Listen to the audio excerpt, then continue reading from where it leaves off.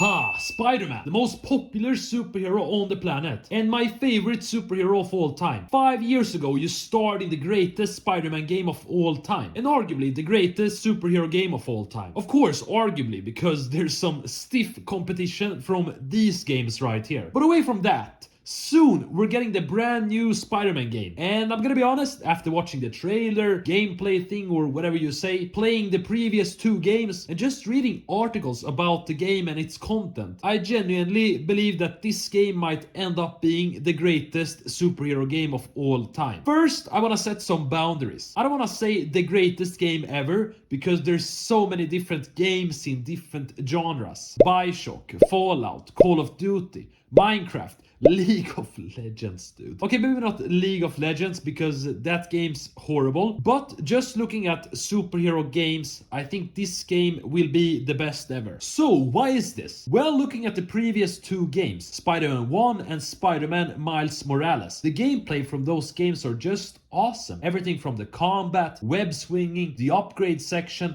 the side missions. Like seriously, the web swinging in these games is the greatest swinging ever. And it's not even close. I remember the swinging in the old Spider-Man 2 game based on that movie that we got. And that one was really awesome. But I gotta be honest, I think my quote-unquote favorite ones are the games where the web doesn't even hit the building, but instead it's magically touching the sky. But of course, objectively, the new ones are much better, especially with all the tricks and different options that you can do in the air. Combine this with a combat that's really amazing. It's just so easy to get into, just like the Arkham games that sort of revolutionized combat in superhero games. The only issue is that it maybe takes too long sometimes to defeat an enemy. I remember in the Miles Morales games, literally took like 50 years to defeat one henchman. Like, come on dude, I'm Spider-Man. But besides that, the combat is really flawless. Same things can be said about the upgrade section. It's just an endless amount of different upgrades, making it possible to play the game in so many different ways. If you're the type that likes to use many different web combinations, then you have that possibility. I remember I was just spamming every possible web all the time. The impact web being my favorite one, because you could just launch people everywhere, launch them out from a building. But it also allows you to take stealth to a different level, completely comparable to the Arkham games. Use impact web to web someone to the wall. Use that like web mine to sort of web someone to the wall. Use web shooters to web someone to the wall. You can see a constant theme here that you're just webbing people to the wall. But now you're saying, hey, this is a video about the new game. Why are you talking about the old? Shut up. Shut up! The reason why I'm talking about the old one is because they're going to upgrade these things. The swinging, the combat, and the different abilities and upgrade system is going to be improved in the new game. So just imagine these aspects from 2018 and 2020, but just being better and more smooth. But obviously these are not the only things that make a game great. What completely makes a game great is also the storyline. To be honest, gameplay is the most important thing, but a great story can compensate for a lot of horrible gameplay aspects. And the story from 2018 and 2020 were just brilliant. In 2018 we saw a mature Spider-Man go up against a new and fresh villain in Mr. Negative. I don't want to call him an anti-hero, but he sort of wanted to defeat Norman Osborn, who's super evil and just a scumbag. Of course, we also had Dr. Octopus that sort of poisoned the city because he hated Norman. And maybe this is the thing that I didn't really like in the game, in the sense that poisoning the city felt like a repetitive storyline. It feels like something I've seen in different movies and TV shows all my life. And it can maybe come across as a lazy thing. But hey, it worked in this game. Especially when it culminated in Peter having to sacrifice Aunt May to save the city. What a moment, dude. Like, wow. Seeing everything he went through in that game. Then having to lose his Aunt May. Really awesome. Or maybe not awesome that she died, but you get the point. Anyway, I think the story in the new game is going to be much better. Why? Because there won't be this classical poisoning of the city, if that's even English. Anyway, I feel like the story's unique. We see Dr. Connor become the Lizard again. And of course, Spider-Man wants to save him. But in before Kraven the Hunter arrives with a whole squad of hunters. And this is a new approach in comparison with the comics. Because in the comics, the guy was always alone and just hunting Spider-Man. But here he has a whole army to command. I don't think anything similar has happened in a superhero game. We've seen the lizard and Kraven appear in the previous Spider-Man games, but here we actually have Kraven hunt the lizard. Combine this with Peter being quote-unquote infected with the symbiote. And we all know that the symbiote brings out the worst in people. We can just hear how Peter's changing right before your eyes, being more rageful and just pissed at everyone. In the trailer, you literally see Mary Jane being just scared. You can also see in the combat that they showed in the trailer, literally was just beating the shit out of everyone, just throwing them forcefully on the ground, breaking people's bones, backs, spines and skulls. Whatever can be broken was broken. Even when he was saving people in the trailer, he just threw them to the ground. And he was just screaming at Miles, "What are you doing, Miles?" Like, trying to stop the lizard, dude. Why are you screaming at me? Let's do an alley-oop. Fine. Who am I talking with? This is really weird.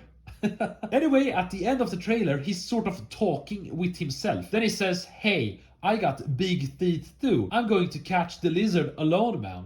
Nice dude, are you sure you're feeling good? Like, can I get you anything? Shut up, Miles. Shut up, you fat Mexican Yankee guy. Anyway, I'm acting really weird here, but I think this whole dynamic is going to be pretty interesting. Having a symbiote Peter being pissed off at Kraven for hunting Dr. Connors, combined with us also playing as Miles, giving us a different perspective, where we sort of have one good Spider-Man and one corrupted. Also, in one of the trailers, you saw what's his name?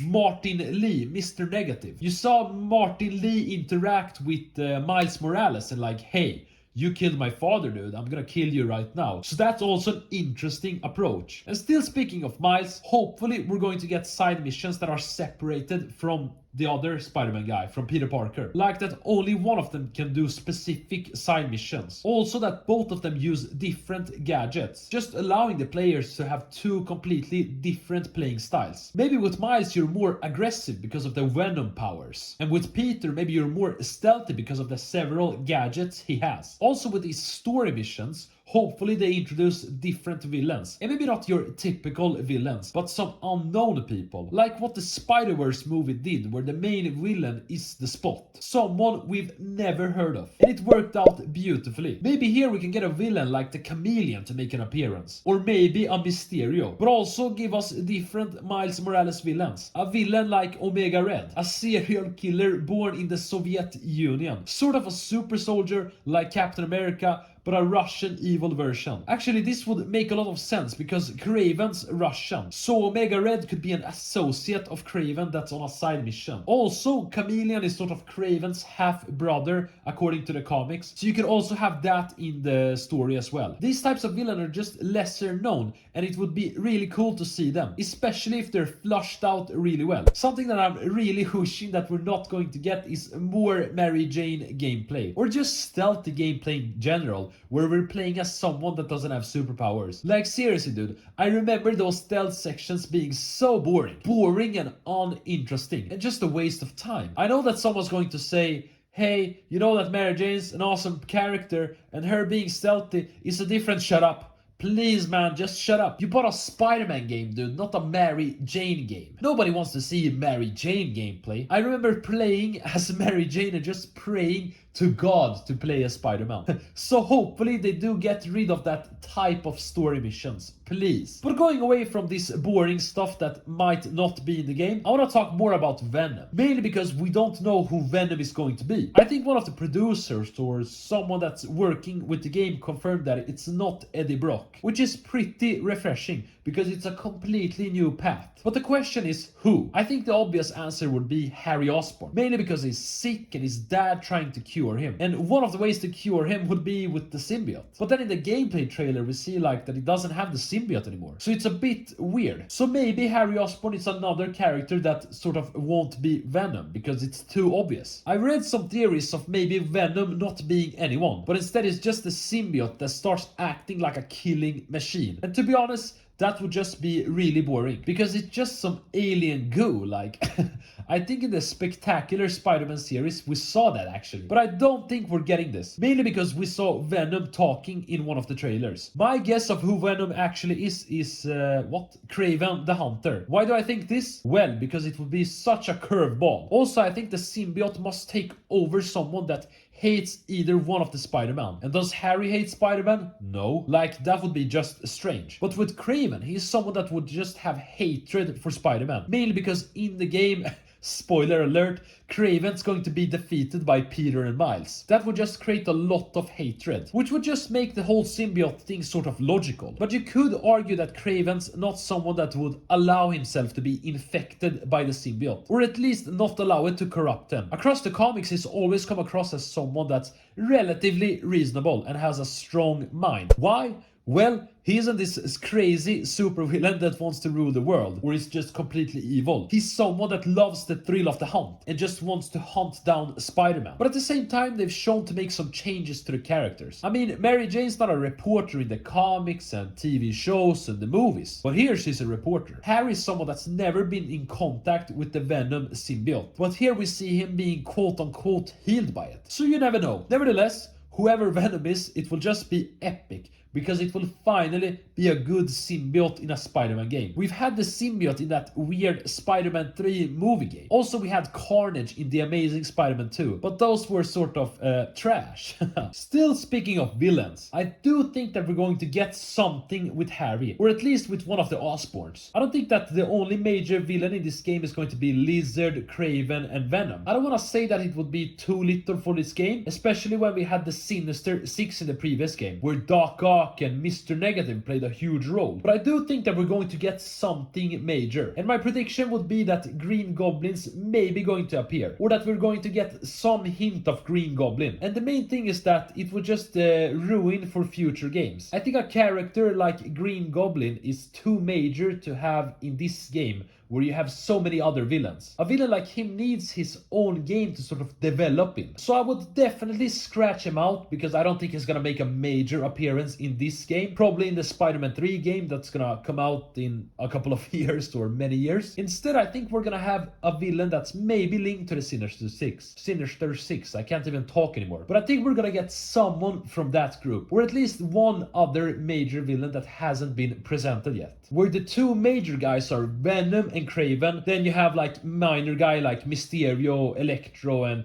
hopefully not Rhino, because he's made like 2 or 3 or 4 appearances or whatever. So it's a bit boring and you want to see someone new. But yeah, like I said, hopefully we don't get Green Goblin, because then we would just end up in that horrible, amazing Spider-Man 2 movie with Andrew Garfield, where we had like Green Goblin for 8 or 10 minutes or something. So, to make a long, shitty story short, I think this game is going to be even better than the first one. Why? Because they're just going to improve the gameplay aspects that were so awesome back then, combined with us having the opportunity to play as 2 different Spider-Man with different powers and abilities, and probably upgradable gear, combined with the story being very, very unique, full with very unique villains. So yeah, that's going to be nice.